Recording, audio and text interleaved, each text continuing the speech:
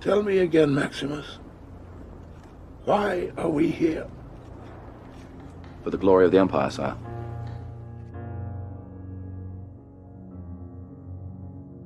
Sempre que te dominar a cólera ou a impaciência, lembra-te de que a vida humana é um instante, e breve estaremos todos debaixo da terra. A nossa raiva e a nossa pressa, elas vêm de um senso de importância, não só da nossa importância, como da importância das coisas, dos eventos, de muito que está fora do nosso controle.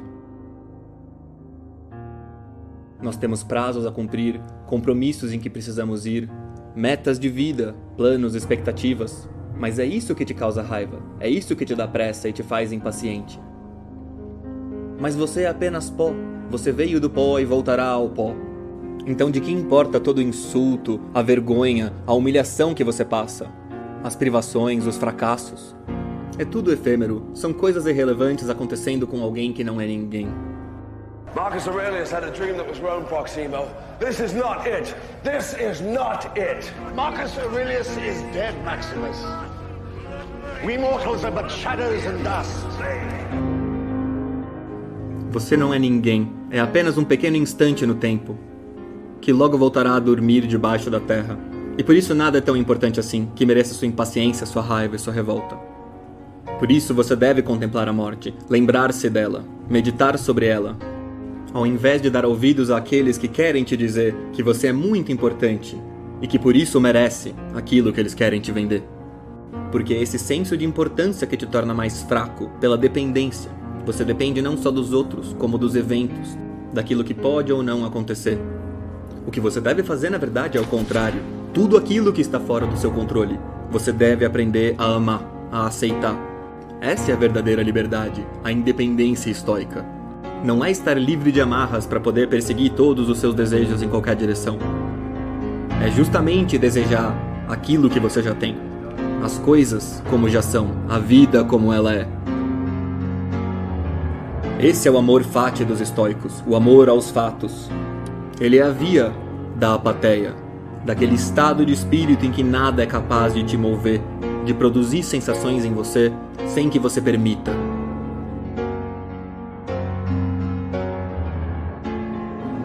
What we do in life echoes in eternity.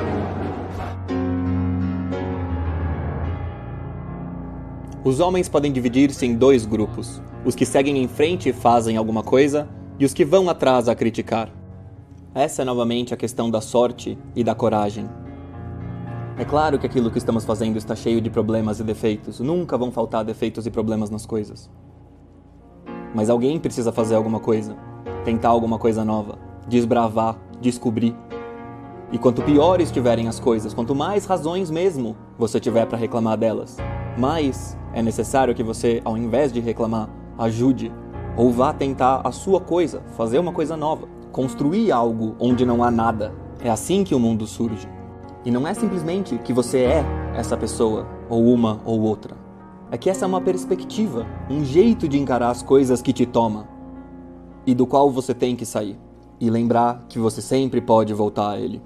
O que me lembra uma ideia do Epiteto, a de que a gente nunca sabe as histórias por trás das ações das pessoas. Então a gente sempre deve ser paciente e suspender o julgamento sobre eles, reconhecendo os limites do nosso entendimento. É muito fácil achar que não faz sentido aquilo que está sendo feito por alguém com outra pessoa.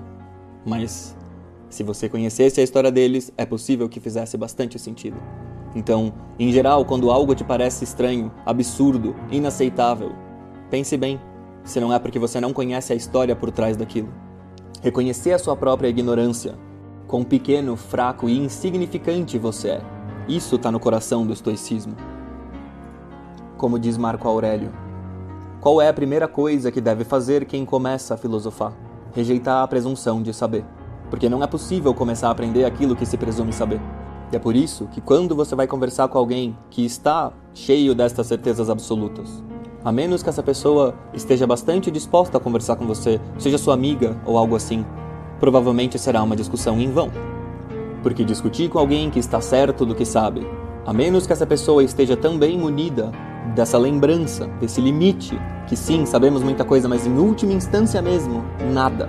Nós não sabemos nada. porque tudo o que nós sabemos são aproximações. E a gente nunca pode ter certeza de que aquele caso específico é o caso em que a aproximação vai nos fazer cometer o erro de julgamento. You find yourself alone, riding in green fields with the sun on your face. Do not be troubled, for you are in Elysium, and you're already dead! E sim, é muito fácil dizer só sei que nada sei, e nunca se comprometer com nada, se engajar com nada, mas não é isso aqui, não é disso que se trata. É só que isso é uma questão da coragem. A coragem te salva de cometer esse erro. Isso não é um problema de quanto você acha que sabe, da sua convicção. Então, embora seja bom, útil e prático, pelo menos a curto prazo, estar completamente convicto de alguma coisa, que, na verdade, você não tem totalmente certeza. Mas foi melhor ter convicção porque você desempenhou a sua função mais eficientemente. O problema é que você começa a apoiar sua vida nessas convicções absolutas. E aí você perde de vista esse limite, que é o que você precisa ter. Só isso e não mais. Então, quando se trata de algo muito importante, você se lembra dessa pequenez. Que a gente não é nada, não sabe nada. A gente precisa saber o nosso lugar. É isso que significa o conhece-te a ti mesmo do oráculo de Delfos. Não é a ideia de você conhecer todos os seus sonhos e desejos e qualidades. É a ideia de você saber que você não é ninguém, que você, perto dos deuses, não é nada. Você é um mero mortal. I'm not afraid to die. I'm tired. I want to go home.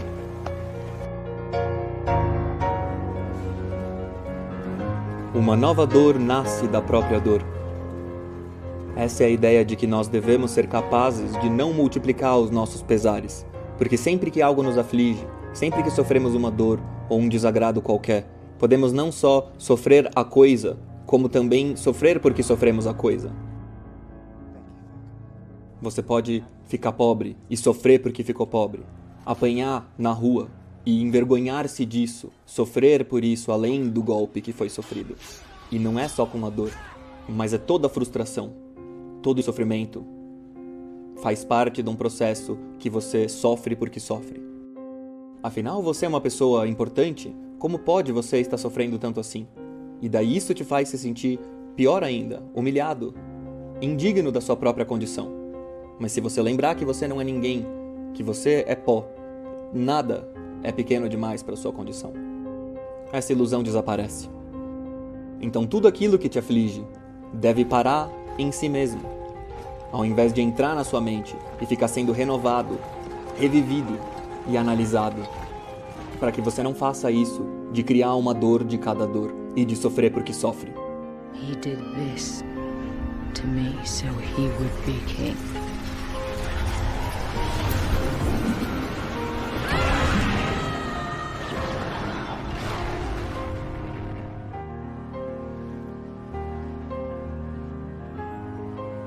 O maior castigo do mal é tê-lo praticado. Eu deixei essa por último porque à primeira vista ela realmente parece um exagero. Mas não é tão simples assim. Essa é uma discussão que acontece na República do Platão, do começo ao fim. Mas no mito de Er, no livro 10, é lá que a gente vê a maior defesa de que é melhor você sofrer o mal do que praticá-lo. Simplesmente porque mesmo que você cometa o mal e não seja pego por ele, o efeito que o mal faz em você, na sua alma, na sua mente, isto é tremendo. E quanto mais você pratica esse mal, pior você se torna, mais você se rebaixa. E é por isso que o Marco Aurélio diz que o melhor modo de vingar-se de um inimigo é não se assemelhar a ele. Porque nunca vão faltar pessoas tentando te rebaixar ao nível delas. E aí vão te dizer que você precisa revidar, que você não pode deixar assim. Mas muitas vezes o melhor que você faz é nem entrar no jogo, é não se rebaixar ao nível do outro. Não virar o monstro necessário para combater o monstro que ele é. It's mine.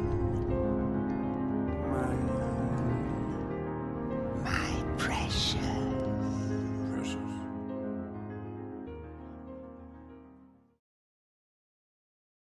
Spartans! Prepare for glory! Glory? Have you gone mad? There is no glory to be had now. Only retreat or surrender or death. Well, that's an easy choice for us, Arcadian. Spartans never retreat. Spartans never surrender. O que é estoicismo? Para que ele serve? A filosofia do estoicismo é mais uma medicina do que uma moral. Ela é um método de transformação e elevação do homem, cujo objetivo é nos tornar inabalável pela má sorte, pela dor e por tudo o que existe de ruim na vida. A felicidade digna desse nome é tão somente aquela que nada pode perturbar. O estoicismo serve para ensinar o homem a se tornar sua própria fortaleza impenetrável. É essa segurança infalível que o sábio estoico chama de felicidade. E por isso é tão importante pensar no significado dessa palavra para os antigos em geral, e não só para os estoicos. É que o termo felicidade era usado de forma diferente no dia a dia deles. Enquanto para nós, a felicidade é algo privado, que cada um decide com seus próprios critérios se está sentindo ou não, para eles a felicidade era uma questão pública. Você não podia simplesmente declarar a si mesmo feliz com seus próprios critérios e querer que os outros aceitassem isso. Quem decidia sobre a felicidade de cada um eram os outros, era a cidade. A pessoa era proclamada ou declarada feliz. E em várias histórias antigas, no Heródoto, por exemplo, aparece a ideia de que em última instância só se pode proclamar um homem feliz ou infeliz depois de sua morte, quando for possível olhar para toda a sua vida e julgá-la direito. Paul Veyne resume o sentido que tinha essa felicidade da seguinte forma: um destino feliz seria um destino que fosse invejável por um homem honesto. Na mitologia grega, e até em Platão, eles contam sobre homens sábios que puderam escolher em qual vida iriam reencarnar, tendo sido oferecidas a eles diversas opções. E esses sábios não escolhiam a vida dos reis, dos poderosos. Eles valorizam a vida do homem comum, que vive uma vida decente, numa época boa da sociedade. Então a gente tem primeiro esses dois sentidos de felicidade. O nosso, que é o sentimento privado de felicidade, e o deles, que é a declaração pública da felicidade de um homem, é a reputação digna do nome felicidade. E aí para os antigos a questão se torna quem é digno de ter o nome felicidade imputado a ele. Quem é digno de ser declarado feliz? E aí que os estoicos, mas também Sócrates, Platão, Aristóteles e outros, surgem para discordar do povão. Godspeed, Leonidas.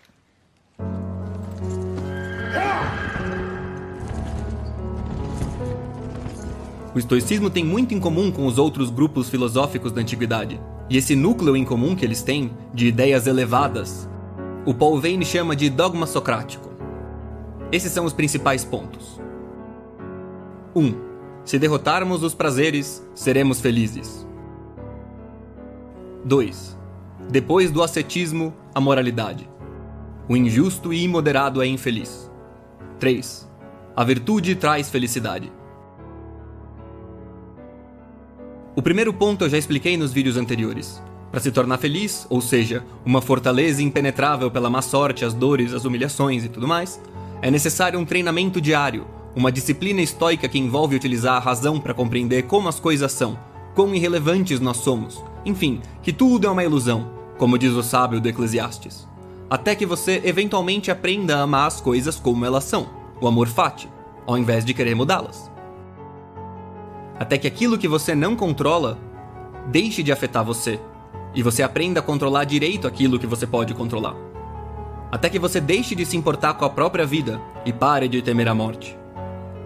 Mas nesse vídeo eu quero avançar os outros pontos. Como que essa superação estoica dos prazeres, essa felicidade do sábio, se relaciona com o ser justo com os outros. Porque nos pensadores estoicos você sempre encontra essa ideia. O bom estoico será um bom pai, um bom filho, um bom marido, um bom cidadão.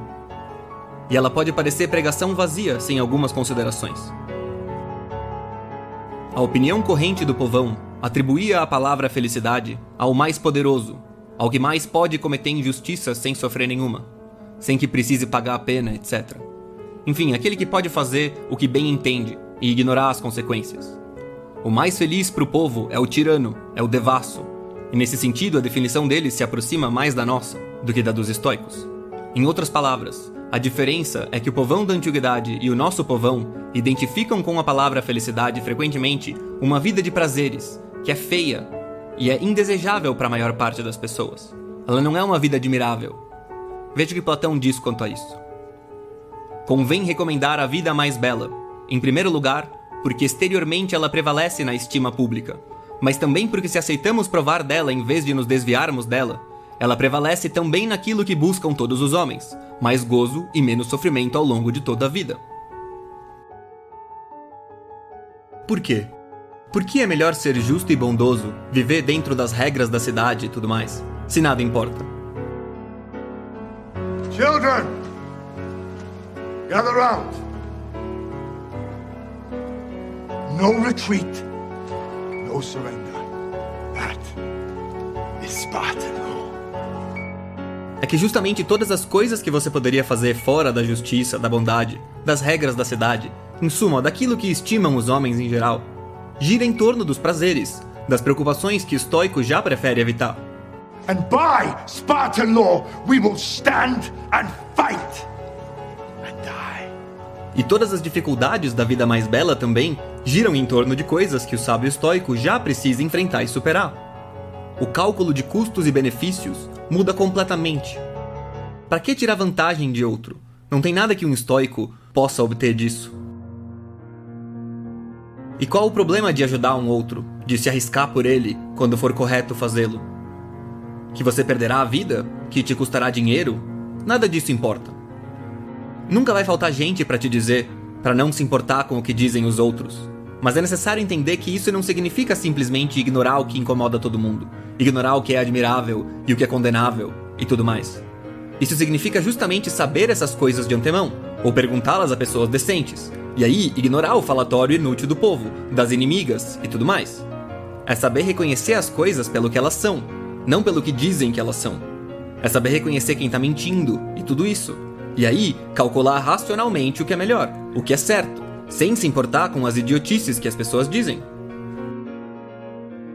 E o ponto é que é perfeitamente racional viver a vida mais bela, mais admirável, quando você entra nesse caminho de se tornar uma fortaleza. Não só porque já está no caminho de qualquer forma, não só porque as opções mais prazerosas e fáceis já te desviam do caminho estoico, como ainda por cima, porque é mais prático e melhor que os outros te estimem, ou pelo menos que não te desprezem. Por exemplo, por mais que o estoico não precise de um amigo, ele valoriza a amizade, e a conduta justa facilita a amizade. O mesmo vale para muitas outras coisas que são estimáveis, que o sábio estoico pode viver sem, mas que prefere viver com, se possível. E a vida justa tende a aproximar essas coisas naturalmente. And all will know that 300 Spartans gave their last breath to defend it.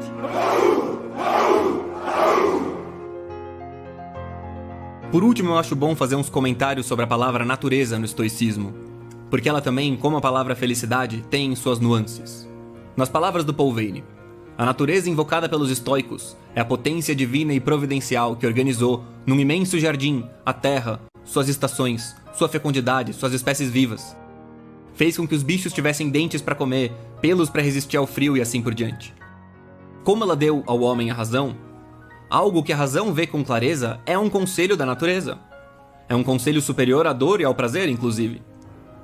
Para eles, a razão mostra o caminho da felicidade, e por isso, ser feliz no sentido estoico é natural. É algo que a natureza nos ensina, nos dando olhos para ver e razão para compreender as coisas. E assim concluir que se fortalecer contra o imprevisível e incontrolável, que o ascetismo e a moralidade, etc., são o caminho da felicidade.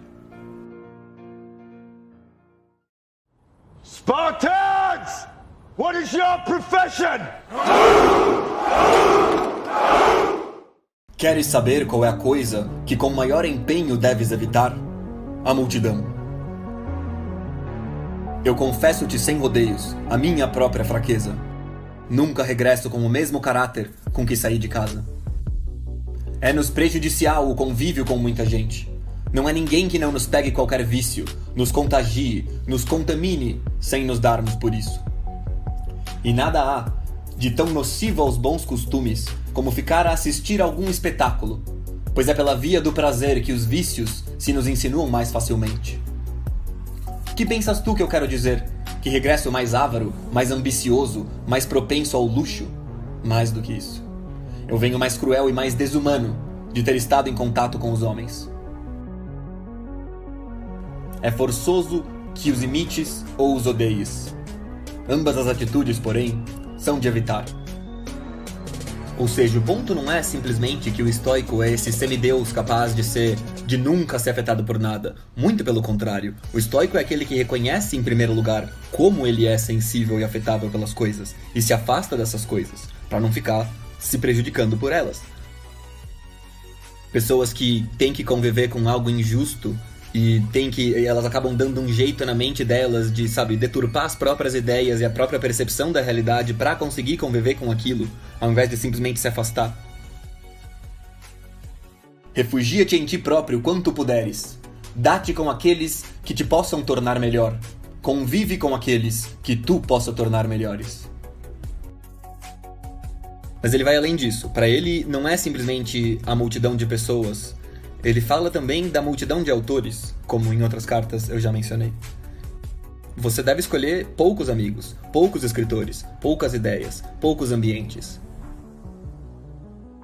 Limitar a quantidade de influências às quais você se expõe, justamente porque o estoico reconhece o próprio limite, a própria humanidade. Ele sabe o seu lugar. Ele sabe que é apenas um homem, e por isso, se você quiser emagrecer, você não vai ficar passeando na seção de doces do supermercado. Você simplesmente não vai passar por lá. Isso é o que o estoico vai fazer. É melhor simplesmente passar longe e reconhecer que o melhor dos estoicos tem um corpo semelhante ao do pior dos depravados. A carne é fraca. E um ponto interessante também que ele faz nessa carta é sobre os espetáculos de atrocidades. E dá pra comparar com outras coisas de hoje em dia, né? Mas ele tá falando de quando jogam os homens aos leões, os gladiadores e tudo mais. É uma atrocidade horrorosa. E aí, as pessoas que vão lá assistir e se deliciar justificam estarem lá vendo a atrocidade, dizendo: mas ele fez coisas horríveis, ele é um assassino, veja o que ele fez, pra justificar que aquilo devia estar acontecendo ali. E o Sêneca responde: beleza, ele é um assassino, mas o que você fez, seu animal, pra você estar aqui vendo esse negócio? Qual foi o seu crime pra você receber a punição de estar aqui vendo um negócio tão horrível? E eu acho que isso se aplica também num nível menor, talvez. Hoje a gente fica cismando com o crime alheio, entendeu? Como que aquela outra pessoa vai sair impune pelas coisas que ela fez, que absurdo, não pode ficar assim. E você vai ficar remoendo o crime e a situação horrível e a cena horrível na sua cabeça, sendo que você nem fez nada. Foi outro que fez o crime, ele que sofra, ele que lute.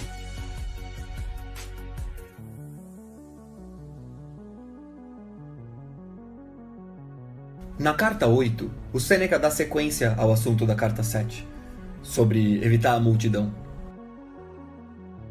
Ele começa com uma objeção hipotética do Lucílio, dizendo assim: então, tu mandas-me evitar a multidão, conservar-me retirado, contentar-me com minha consciência? Que é feito daquelas vossas máximas que nos objurgam a morrer em plena ação? Bom, ao que te parece, eu estou te aconselhando a inércia, ele diz. Mas ele responde: se eu me recolhi em casa e fechei as portas, foi para ser útil a um maior número. Nenhum único dia me chega ao fim na ociosidade. Ele fala assim, que você acha mesmo que eu seria mais útil se eu tivesse lá comparecendo como consultor numa citação judiciária, se imprimisse o meu sinete no fim de um testamento, se fosse ao Senado dar o meu voto e o meu apoio a um candidato qualquer? Acredita, os que mais fazem são os que menos parecem fazer. O Sêneca, na carta 8, fala também do estoicismo, da filosofia estoica e do trabalho dele, comparando com o de um médico. Como isso é bastante frequente entre os filósofos estoicos, que a filosofia estoica é vista mais como uma medicina do que uma moral, que ela é vista mais como um meio de se transformar, de se curar, do que um conjunto de ideias, uma teoria. Ele descreve assim o que ele faz: indico aos outros o caminho justo que eu próprio só tarde encontrei, cansado de atalhos. Vou gritando: evitai tudo quanto agrade ao vulgo, tudo quanto o acaso proporciona. Diante de qualquer bem fortuito, parai com desconfiança e receio. Também a caça ou o peixe se deixa enganar por esperanças falaciosas. Julgais que se trata de benesses da sorte? São armadilhas! Quem quer que deseje passar a vida em segurança, evite, quanto possa, esses benefícios escorregadios, nos quais, pobres de nós, até nisso nos enganamos. Ao julgar possuí-los, deixamo-nos apanhar. Esta corrida leva-nos para o abismo. A única saída para uma vida elevada é a queda. E mais, nem sequer podemos parar quando a fortuna começa a desviar-nos da rota certa. nem ao menos ir a pique, cair instantaneamente. Não. A fortuna não nos faz tropeçar, derruba-nos e esmaga-nos. Prossegue, pois, um estilo de vida correto e saudável, comprazendo o corpo apenas na medida do indispensável à boa saúde. Mas há que tratá-lo com dureza, para ele obedecer sem custo ao espírito. Limite-se a comida, a matar a fome, a bebida, a extinguir a sede, a roupa, a afastar o frio, a casa, a servir de abrigo contra as intempéries. Que a habitação seja feita de ramos ou de pedras coloridas importadas de longe, é pormenor sem interesse. Ficai sabendo que para abrigar um homem, tão bom é o colmo como o ouro. Desprezai tudo quanto, com supérfluo trabalho, se acrescenta para ornamento e decoração. Pensai que só o espírito merece admiração. E ele termina com uma outra citação do Epicuro, que diz assim: Deves ser servo da filosofia, se pretendes obter a verdadeira liberdade. E ele se justifica também, falando: talvez você queira me perguntar por que razão eu cito tantas máximas do Epicuro em vez de extrair dos nossos autores. Porque o Epicuro não é um estoico. Ele diz: por que motivo, porém, deveremos considerá-las de Epicuro e não propriedade de todos? Quantos poetas há que já disseram o que os filósofos ou já disseram também, ou hão de dizer um dia?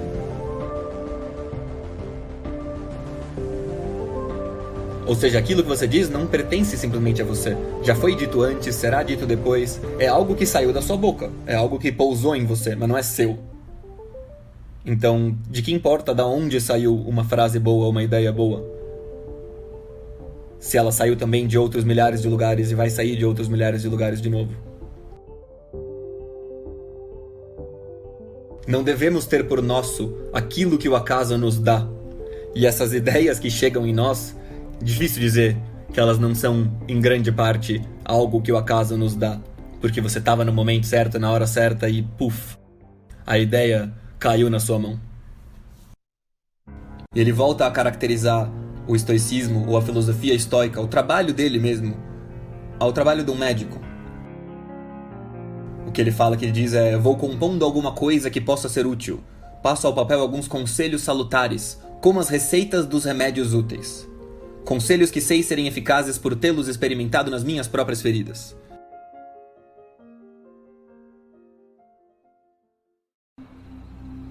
There is no justice. Not in this world. Um espírito superior é capaz de usar utensílios de barro como se fossem de prata. Na carta 5 de Sêneca a Lucílio, ele fala sobre a questão de parecer muito diferente. Ele diz que o próprio nome da filosofia já causa por si má vontade, mesmo se você não tentar ostentar. Então é melhor que você não se afaste dos hábitos comuns da vida, que você não pareça muito diferente. Ele diz assim: sejamos no íntimo absolutamente diferentes, embora na aparência vivamos como os demais. É que o estoico valoriza uma vida que não multiplica os seus problemas com os outros, que não cria inimigos desnecessariamente. E por isso, não chamar muita atenção para si é algo bastante relevante, porque quanto mais atenção você chama para si, mais você faz de si um alvo. E o espírito de comunidade é muito importante para o Sêneca. Ele diz aqui que a primeira coisa que a filosofia nos garante é o senso comum, a humanidade, coisas de cuja prática nos afastará de uma vida demasiado diferente. Devemos nos precaver para que os nossos atos, que desejamos ser merecedores de admiração, não se tornem ridículos e odiosos. Isso é algo que para mim parece muito com a tendência atual de chamar atenção com roupas e tatuagens e brincos e tudo quanto é coisa. E curiosamente é algo que parece vir junto com uma tendência de padronização fortíssima por dentro. Que todos pensem igual, que falem a mesma coisa, que achem a mesma coisa. E aí se distingam apenas em aparência. Cada um tenha seus 500 tipos de brincos e tatuagens e roupas e perfumes e tudo. Mas que por dentro sejam iguais. E aqui o conselho é exatamente o contrário. que você deve sim ser diferente, você deve aprimorar a si mesmo sem se preocupar com se você vai estar sendo parecido ou não com os outros, intimamente. Mas que nas aparências, você se preocupe sim em não chamar muita atenção. Em conseguir se misturar com as pessoas, normalmente. Isso é importante, isso é relevante. E faz parte dessas bagunças que as pessoas fazem com a história de não se preocupar com o que os outros pensam. Ou com o que os outros dizem. Num certo nível, é excepcionalmente importante não se preocupar com as besteiras que as pessoas aleatórias dizem. Mas é também muito importante você saber que o que os outros pensam interfere muito na sua vida. Então é muito melhor, obviamente, que os outros pensem bem de você. Ou que nem te conheçam. Mas é mais do que isso. Pro estoico, a vida admirável, e pros sábios da antiguidade em geral, é algo a ser desejável. E não é nem necessariamente para receber a admiração, mas é porque aquilo que ele considera a melhor vida é algo automaticamente admirável. A admiração é sim um bom critério, mas não é a admiração de uma massa anônima de pessoas que aplaudem qualquer besteira. A admiração de pessoas admiráveis também. Isso talvez seja o melhor jeito de avaliar. Então, um espírito superior, sendo capaz de utilizar utensílios de barro como se fossem de prata. Quer dizer, quando você olha, parece que o filósofo estoico, ele é como qualquer um, com seus talheres de barro. Mas quando você vai ver como ele está utilizando, aí você vê a filosofia em ação. Aí você vê o uso correto daquele talher, que é muito melhor do que aquele que utiliza os talheres de prata como se fossem de barro. Ou seja, de que adianta você se distinguir completamente por fora, parecer um diferentão, mas por dentro você é igual a qualquer um. A pessoa senta com você para conversar e é tudo previsível, mundano. Que graça tem conversar com alguém que você mesmo poderia ter escrito o roteiro das respostas que ela dá? É como se ela fosse um personagem escrito às pressas, com um diálogo decorado. E como de costume, ele termina a carta com uma máxima de outro. Como ele fala que é bom você visitar os jardins alheios como um batedor, que você leia outros autores e pesque deles algumas ideias interessantes e úteis. E aqui ele pega a ideia do Hecatão, que diz assim: deixarás de ter medo quando deixares de ter esperança. Quer dizer, por que você tem medo? Do que você tem medo? Que alguma coisa dê errado. Se você não tiver esperança que as coisas não deem errado, do que você vai ter medo? Você já incorporou que aquilo vai acontecer. E não é o pessimismo aqui que eu quero dizer. É mais um tanto faz, entende? A história do amor fati. Se você tem que amar as coisas como elas são, tanto faz se elas deem certo ou errado. Vai ser o que é e você vai ter que amar. Então não tem por que ter esperança de nada. Porque se der certo ou se der errado, se der bom ou se der ruim, tanto faz. Ou deve tanto fazer. Essa é a indiferença, o poder da indiferença. Ou da apatia, mais especificamente. Do estado em que nada é capaz de te afetar. Uma indiferença suprema, que é o componente principal, talvez, da paz estoica, da tranquilidade da alma, que o estoico visa. Spring comes, snows melt. That's a threat. I assure you it is no threat. Snows always melt. A via através de conselhos é longa, a através de exemplos é curta e eficaz. Na carta 6, o Sêneca volta a falar da questão da amizade, que é bastante central para os estoicos. Ele diz que uma conversa de viva voz vai ser muito mais útil do que um discurso escrito e que por isso o Lucílio deve ir visitá-lo, para que ele aprenda não só com o que ele escreve nas cartas, mas que ele veja na prática o exemplo que o Sêneca dá, para que ele veja como o Sêneca está e aprenda ao vivo, por exemplo. O que ele quer que o Lucílio veja é uma mudança que se operou nele. E ele não entra em detalhes na carta sobre isso. Ele começa dizendo assim: não garanto nem sequer espero que nada já reste em mim sem necessitar de mudança. Então ele diz que mudou e que ele quer mostrar essa mudança, mas ele fala que não é exatamente uma mudança, que é uma transfiguração. E ele deseja compartilhar com o Lucílio essa súbita mudança operada nele. Mas que ele diz que ele não está se corrigindo, ele está se transfigurando. Dando a impressão de que é uma mudança drástica. mas ele não entra em detalhes sobre a mudança e quer que o Lucílio veja ao vivo. E aí ele fala um pouco mais dessa amizade pela qual os homens podem morrer. Uma amizade ligada pela vontade de desejar apenas o bem. E ele menciona também como Platão e Aristóteles aprenderam muito mais com o convívio com Sócrates do que com a doutrina ou qualquer coisa que ele tivesse escrito. Na verdade, o Sócrates, que a gente saiba, nunca nem escreveu nada. Da mesma forma, os discípulos de Epicuro e a escola epicurista aprendeu com o convívio direto com Epicuro. É assim que se compreendeu mesmo o que ele dizia e que se viu como na prática ele vivia de acordo com o que ele dizia e que funcionava. Da mesma forma, ele quer que o Lucílio possa aproveitar o Sêneca, que o Sêneca possa ser útil ao Lucílio dessa forma. Mas ele diz também assim, que eu não quero a tua presença apenas para que tu aproveites. Ambos podemos ser muito úteis um ao outro. E no fim, ele termina com uma máxima do Hecatão novamente. Queres saber o que lucrei hoje? Comecei a ser amigo de mim próprio. Muito lucrou, o Sêneca diz. Deste modo nunca estará sozinho. Um tal amigo, fica sabendo, toda gente pode o ter. Queres saber qual é a justa medida das riquezas? Primeiro, o que é necessário. Segundo, o que é suficiente.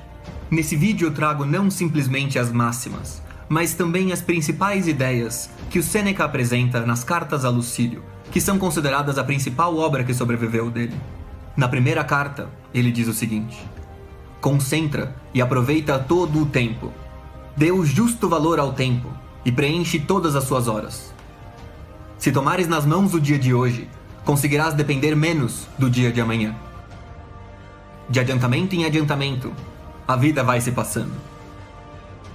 Nada nos pertence, Lucílio. Apenas o tempo é mesmo nosso. A ideia dele aqui não é de simplesmente fazer uma listinha de afazeres do dia para fazer todos eles o mais rápido possível e sobrar o máximo de tempo para você. Mas é o de ter consciência do que você está fazendo. A cada momento, ter certeza de que é aquilo que você queria estar fazendo mesmo, que você quer fazer, que você tem que fazer. E aí você preenche o dia com essas coisas. E isso é o que garante que você vai avançar mais e mais aqueles que são os seus propósitos, tendo consciência de quais eles são e fazendo aquilo que é necessário.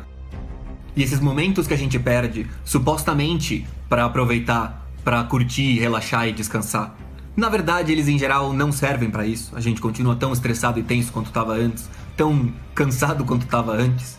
Então eles só servem mesmo para perder tempo. É esse tipo de momento que não está nas nossas mãos e que a gente precisa remover e fazer aquilo que a gente realmente quer fazer, sem a desculpa de que vai ser melhor a gente não estar fazendo aquelas coisas e se largar à deriva fazendo qualquer atividade que absorva a nossa atenção. Na segunda carta, a ideia principal é sobre as viagens. Ele diz assim: não viajas continuamente, nem te deixas agitar por constantes deslocações. Um semelhante deambular é indício de uma alma doente. Ele usa essa ideia das viagens não só literalmente para o deslocamento, mas também para você não ficar indo atrás de muitos autores com muitas ideias diferentes e se metendo em tudo quanto é filosofia e ideologia. A ideia dele é que você escolha alguns poucos autores e você mergulhe neles. Assim como você escolha o lugar certo para se viver e fique nesse lugar, ao invés de ficar se metendo a viajar para todos os cantos. Provar muita coisa é sintoma de estômago embotado. Quando são muitos e variados os pratos, eles só fazem mal ao invés de alimentar. Eu acho essa ideia importante. Em geral, culpam os autores pelas besteiras que se dizem em nome deles. Mas a verdade é que quase sempre o problema poderia ter sido resolvido se a pessoa falando besteira tivesse lido direito aquele autor. Mas ao invés disso, ela estava lendo 1000 outras pessoas falando dele e falando de outras coisas. Então, para seguir esse conselho, você escolhe 2, 3 autores. O ideal seria 1, mas vamos ser razoáveis aqui e considerar uns 2 ou 3 autores. E você sempre, pelo menos por anos, você se foca nesses caras. E você aprende bem como eles pensam e quem eles são. E você busca suas respostas neles. E quando você estiver cansado de um, você move pro outro e do outro pro um, mas sem se distanciar para ouvir as vozes, a multidão de sábios do mundo. E o Sêneca também dá um conselho pro Lucílio sobre o que fazer com esses estudos diários. Ele fala que todo dia ele guarda uma máxima sobre o que ele estudou. E a máxima daquele dia foi o seguinte: queres saber qual a medida justa das riquezas? Primeiro, aquilo que é necessário. Segundo, aquilo que é suficiente. A terceira carta é sobre amizade. Ela começa com um evento curioso, porque o Lucílio, supostamente, o Sêneca conta isso na carta, que o Lucílio teria dito para o Sêneca entregar uma carta para um amigo dele, que viria lá buscar, mas que ele não conversasse sobre o Lucílio com esse amigo. E aí o Sêneca fica um pouco indignado, de pô, você diz que o cara é amigo, mas você tá falando pra não falar sobre você com ele, então ele é amigo ou não é? E daí ele fala assim: após o início da amizade, há de ter confiança. Antes sim é que se deve ajuizar. O ponto dele é que você deve ser muito desconfiado e sério com relação a com quem você faz as suas amizades. Mas quando você faz as amizades, é aí que o cara já passou. É justamente para isso que você precisa ser tão severo quanto aos critérios. Para que depois você possa se soltar. Para que daí você possa, e na verdade é o seu dever, se soltar. Pensa longamente se alguém é digno de que o incluas no número de teus amigos. Quando decidires incluí-lo, então recebe-o de coração aberto e fala com ele tão à vontade como com ti próprio. E talvez a gente não queira ir tão longe quanto o Sêneca. Eu, pelo menos, tenho um pouco de receio de recomendar a alunos que eles simplesmente descubram quem é amigo e confiem em tudo, 100%. Porque esse é o conselho do Sêneca mesmo. Ele chega ao ponto de dizer que você deve viver de tal maneira que não tenha que confiar a si mesmo, nada que não confiaria a um amigo. Quer dizer, tudo aquilo em que o seu amigo pode te trair, você também poderia se trair. Talvez isso seja extremo, talvez seja uma sabedoria que, numa investigação mais profunda, a gente perceberia que ele está mais certo do que parece. Mas ele avança falando dessa dicotomia de não confiar em ninguém versus confiar demais em todo mundo. Ele fala que não devemos fazer nenhuma coisa nem outra. Qualquer delas, ou confiar em todos ou não confiar em ninguém, é um erro. Apenas diria que a primeira é um erro mais honroso e a segunda um erro mais seguro. Ele fala disso o seguinte: houve quem se refugiasse na escuridão, com a ideia de que tudo quanto está em plena luz é marcado pela confusão. Ou seja, que o cara que não confia em ninguém, ele não confia em ninguém porque, teoricamente, seria melhor pra ele. Mas ele acaba se ferrando mais em não confiar em ninguém. Ele acaba se metendo mais na escuridão, que seria o problema dos traidores, nessa metáfora. Porque o cara que não quer ter nenhum amigo e não confia em ninguém, o medo dele é o de ser atacado pelas costas. Só que o cara que não tem nenhum amigo acaba sendo tão fácil de atacar pelas costas quanto o cara que tem todos os amigos do mundo e fica sendo esfaqueado por eles, saca? Então a ideia é um caminho mais intermediário, de você achar bem em quem você deve confiar, e a eles você expõe as costas, sim. Caso contrário, você vai acabar se ferrando do mesmo jeito. A quarta carta fala da morte. Nenhum mal é verdadeiramente grande quando é o último. Ninguém pode obter uma vida segura se continuamente pensar em prolongá-la. Se considerar entre os bens mais preciosos um grande número de anos. Quer dizer que se você quiser viver mais, é melhor você não tentar viver mais. Se você quiser buscar a felicidade, é melhor você não buscar a felicidade. Isso tem a ver com um ponto que eu trouxe em outros dos meus vídeos de estoicismo já, de como quanto mais você teme a sua vida, mais vulnerável e fraco você se torna. Aqueles que não temem nada nem ninguém, muito menos a própria morte, esses se tornam os senhores dos outros. Porque eles atacam e eles tomam riscos e acabam dando certo porque os outros agem como covardes de sua perspectiva. Porque eles amam a vida. Mas em graus menores isso também funciona. Quanto mais medo de perder você tem, mais você tá com as mãos amarradas e acaba perdendo por causa deste medo. Mas o estoicismo, Sêneca chega a um ponto mais extremo até, de que você precisa ser capaz de desprezar essas coisas. Você precisa não dar valor nenhum à vida, porque você pode perdê-la. Não é só o de não se importar tanto, é o de dar zero valor. É difícil, você dirá, levar o espírito a conseguir desprezar a vida. Mas tu não vês como, continuamente, ela é desprezada por motivos fúteis? Esse ponto do Sêneca é excelente. Olha em volta, quantos não tiram a própria vida por terem sido traídos, não terem passado numa prova, ou qualquer outro motivo muito mais fútil do que a filosofia.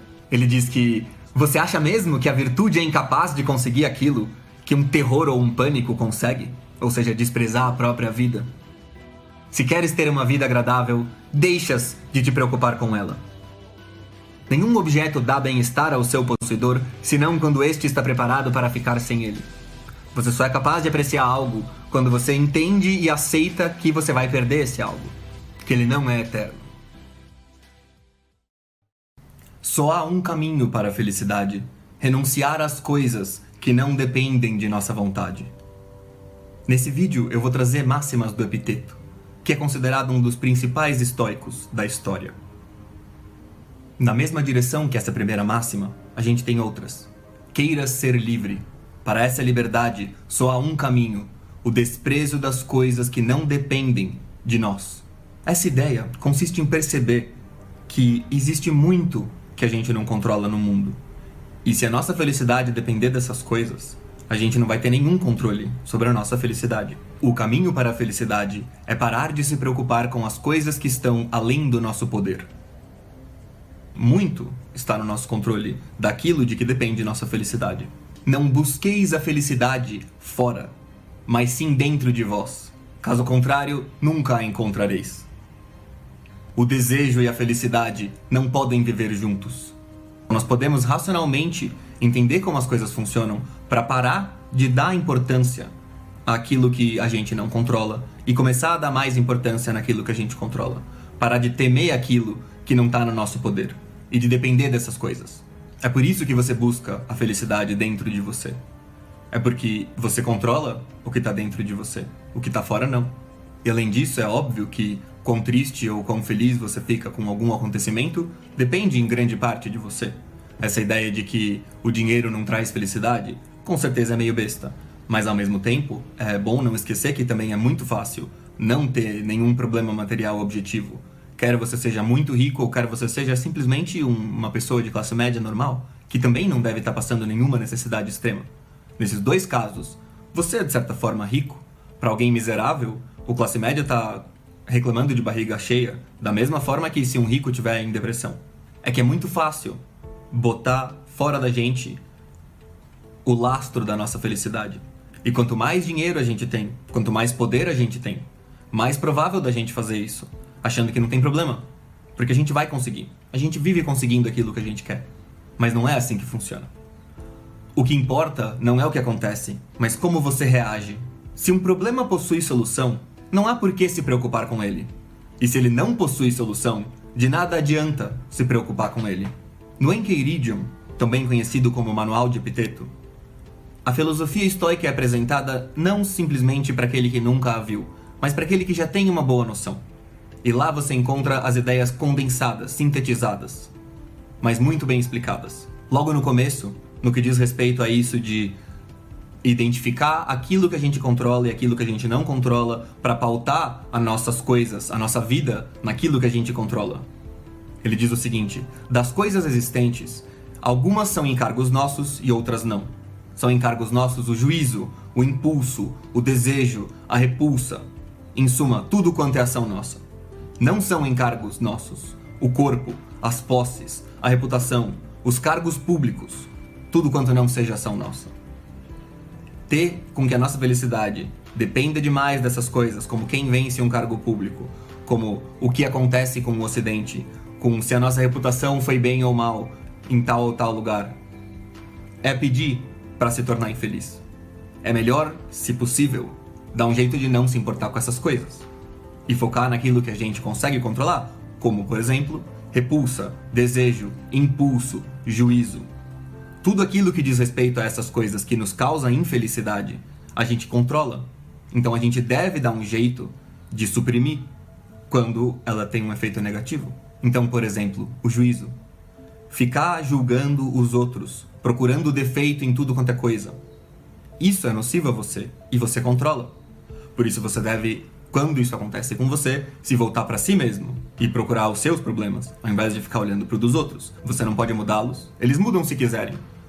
Mas você controla você e pode aprender a não se preocupar e não sofrer por causa desses problemas alheios, dos quais você estaria reclamando se não tivesse ouvido o sábio do estoicismo. Deixe sua filosofia lidar com suas próprias falhas, ao invés de ser uma maneira de reclamar dos erros dos outros. como diz o Sêneca. A direção adequada da filosofia é focada para dentro de nós, para nos tornarmos pessoas melhores e deixar que as pessoas façam o mesmo por si mesmas. Mas é mais do que isso.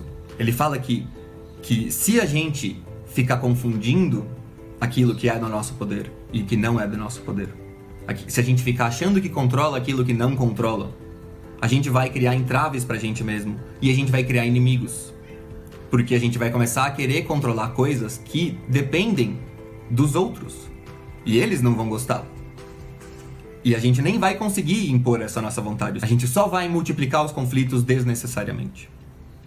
E por isso, o estoico produz menos inimigos. Porque ele sabe aquilo que é dele e aquilo que não lhe concerne, aquilo que não está no seu poder. E que seria, de certa forma, insolência querer se meter nessas coisas. Pedir para fazer inimigos. Não procure fazer com que as coisas aconteçam exatamente como você deseja. Deseje que tudo aconteça da forma como acontecerá e sua vida fluirá bem. Mas como é possível? Soa bem no papel. Parece ótimo. Mas como você faz? Qual é o trabalho mental interno? Onde você vai com a sua cabeça? No que você pensa? Para ser capaz de contemplar essa questão. Para ser capaz de não só aceitar, como amar as coisas como elas são. A melhor forma que eu pessoalmente tenho é de fazer o máximo possível para contemplar causas e efeitos das coisas. Sempre que você pensa uma coisa que você não gosta, que você percebe algo que você acha que não devia ser assim, você pensa, por que é assim? Como que chegou até aí? E aí você vai encontrar coisas que você gosta na causa daquilo que você não gosta. E daí você vai perceber por que aquelas causas não vão embora. É porque você não quer, é porque outros não querem. E você vai começar a perceber como tudo está interligado. Aquilo que você gosta e aquilo que você não gosta. As coisas são como são. Você pode aprender a apreciar a complexidade de como elas se relacionam. Ou você pode ficar sofrendo com aquilo que você foca e que você não gosta. Como se o que você gosta não tivesse nenhuma relação com aquilo. Mas o primeiro vai te trazer muito mais tranquilidade e por isso é recomendável pelo sábio. Contemplar a beleza do funcionamento das coisas. É melhor tropeçar com os pés do que com a língua, escreveu Zenão. Você sempre poderá se levantar, mas lembre-se, o que foi dito não pode ser desfeito. As coisas não inquietam os homens, mas suas opiniões sobre as coisas. Por exemplo, a morte nada tem de terrível em si, mas as opiniões dos homens sobre a morte os afligem, os amedrontam, os assombram. Mas como pode o estoico dizer isso tão tranquilamente? A questão é a seguinte: para o estoico, tudo aquilo que é realmente um problema é dor, é fome, são essas coisas materiais palpáveis que são relacionadas à carne, e essas coisas não vão estar presentes quando o seu corpo perecer. O que quer que aconteça não é algo que você deve temer. Isso já está resolvido. Você não vai poder coexistir ao mesmo tempo em que estes problemas, que são os únicos reconhecidos como legítimos pelo estoico, os outros ele aprende a lidar. Porque ele consegue. Então, a morte nada tem de temível para o estoico. É a ação de quem não se educou a acusar os outros pelos seus próprios erros. De quem começou a se educar é acusar a si próprio. Mas de quem já se educou é não acusar os outros nem a si próprio. Porque as coisas são como são. Quando você compreende em geral, você não acusa, você entende. Você sabe por que aconteceu. A acusação ela carrega consigo algo de espanto, de não se conformar com como as coisas aconteceram, de achar que deveria ter sido de outra forma. Quando você compreende as causas dos efeitos, você sabe que não poderia ter sido de outra forma. E em geral você está implicado nisso, ou poderia ter estado, por causa das suas preferências. E por último eu queria trazer uma máxima também clássica, uma ideia de por que é mais importante evitar a dor do que obter o prazer. Ele fala o seguinte: lembra que o propósito do desejo é obter o que se deseja. E o propósito da repulsa é não se deparar com o que está se tentando evitar. Mas quem falha no desejo, quer dizer, quem não consegue aquilo que quer, só não conseguiu o que quer, é um não afortunado. Mas aquele que se depara com aquilo que não queria se deparar, esse é um desafortunado mesmo.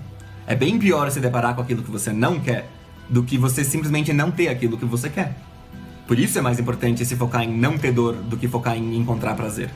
Esse é um dos primeiros pontos. Mas é claro, existem muito mais razões. Então espero que vocês assistam também os meus vídeos anteriores sobre isso. Quem despreza a própria vida é absoluto senhor da tua. Nesse vídeo eu vou falar de uns conselhos e umas máximas estoicas que eu tirei do Sêneca nas cartas a Lucílio. Essa ideia de que quem tem menos medo controla aquele que tem mais medo, eu gosto de ver ela na questão das brigas de escola, especialmente. Quando a gente pensa em brigas, a gente tende a pensar automaticamente que o mais forte ganha a briga. Mas não é isso. Quem ganha é quem tem menos medo, quem é mais inconsequente. O cara que não tá pensando na bronca que ele vai tomar dos pais, na suspensão que ele vai tomar da diretora, em como isso pode afetar o futuro profissional dele. Esses são os fatores mais determinantes. Como a pessoa encara isso, não a força física, mas a força psicológica. Quanto mais importância você dá para sua própria vida, mais fraco você fica, mais incapaz de arriscar você fica.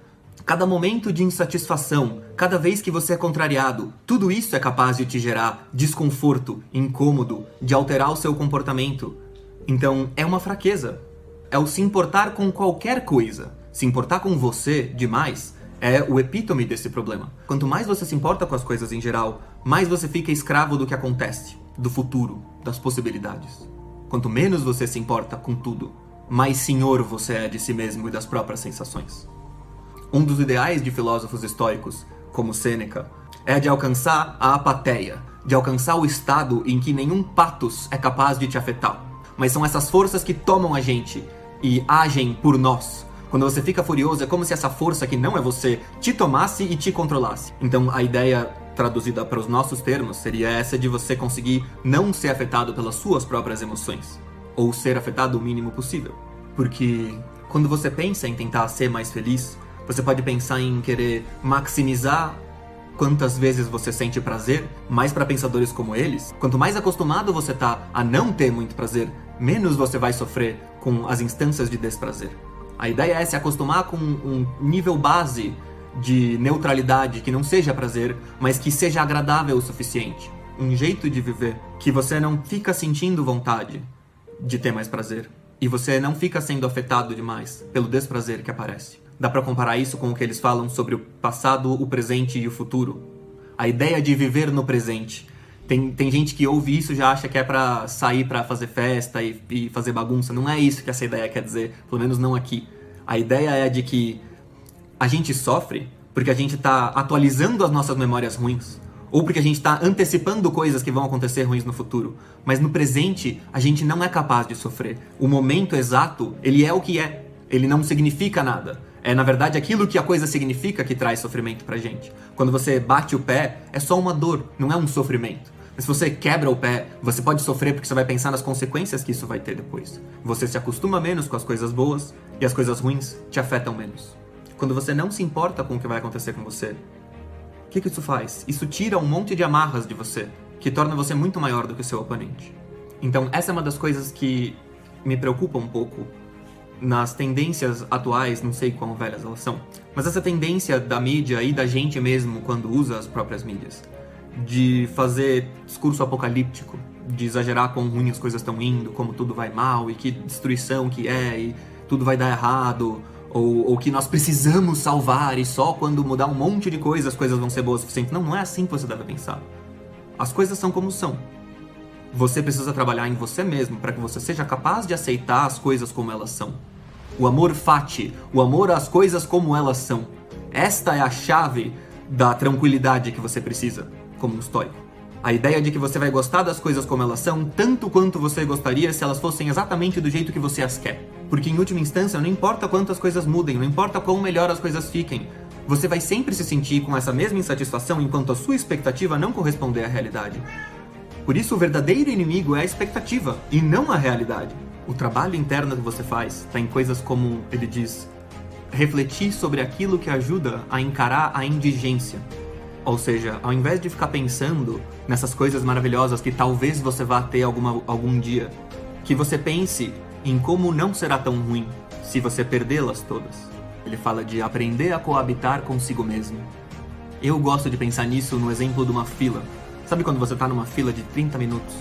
Dependendo de quão ansioso e quão apressado você tá naquele dia, você pode acabar sendo tomado por bastante raiva, por emoções fortes. E o trabalho interno que você deve fazer para a vida é análogo àquele que você faz para ficar na fila em paz, com tranquilidade.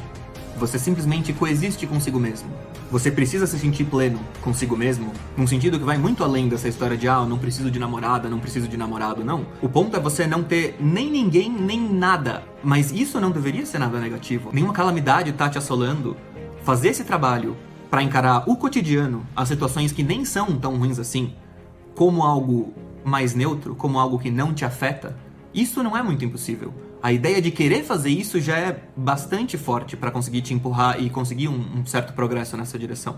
E um jeito também de coabitar consigo mesmo é você ter assuntos nos quais você gosta de pensar. Então, você tá desocupado, você tá numa fila, preso, você para e pensa sobre aquele assunto. Você lembra das reflexões que você estava tendo da outra vez que você pensou nele, e você vai construindo ali uma ideia, ou cria uma história, não precisa ser uma teoria ou reflexões. Algo assim, crie algo que você possa fazer dentro da sua mente que seja independente de todos os objetos externos e pessoas externas. Porque é importante você ser senhor de si nesse sentido. E por último eu trago um conselho do Epicuro, que eu já trouxe aqui como um cara ruim a partir das reflexões do Olavo, mas como eu falei daquela vez, eu não conheço muito bem o Epicuro, então aqui ele não é um vilão, aqui o Epicuro é um cara que tá nos conselhos do Sêneca, e é um bom conselho que ele dá. Ele diz que nós devemos escolher um homem de bem, um homem admirável, e a gente vive como se esta pessoa nos estivesse observando, porque isso nos faz agir de forma muito mais admirável. A ideia de que alguém que nós admiramos e amamos está nos observando ajuda a gente a não ser levado por emoções que são vergonhosas, por coisas que nos fazem mal e que ainda nos vão trazer vergonha depois da gente se deixar afetar por elas. Então essa visão daquela pessoa que a gente ama e respeita, essa visão do homem de bem que a gente tem como exemplo, ela ajuda bastante você a se controlar nessas horas. Mas é isso, espero que vocês tenham gostado desse vídeo um pouco diferente. Falou galera, até o próximo.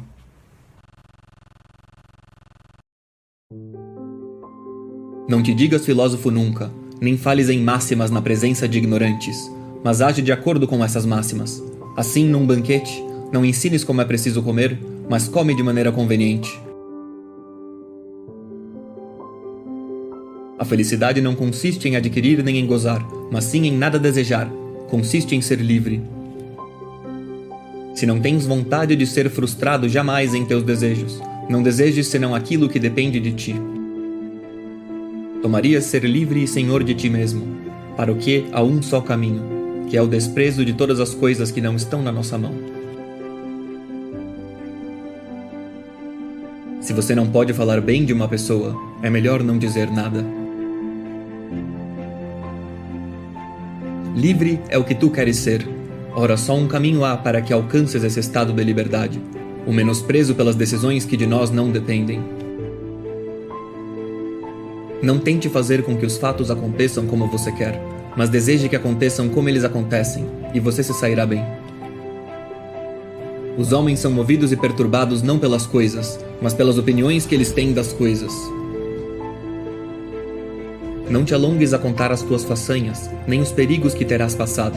Não podes querer que os outros tenham tanto prazer em escutar-te, como tu em contá-los. Não há que ter medo da pobreza nem do desterro, nem do cárcere, nem da morte. Do que há que ter medo é do próprio medo.